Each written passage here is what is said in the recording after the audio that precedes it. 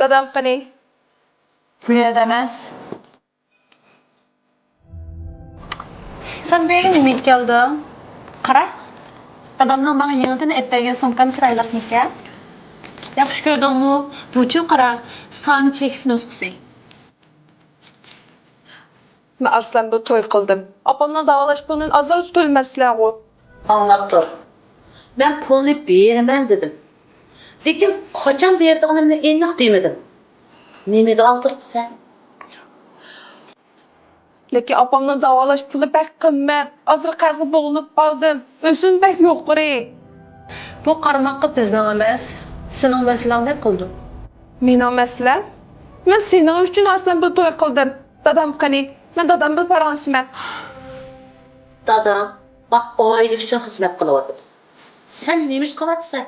Sen keşke bizi hak soğuklaştan beyni hücürüvatsa. Opam azaldan dadamdan pul so'rab baxmagan.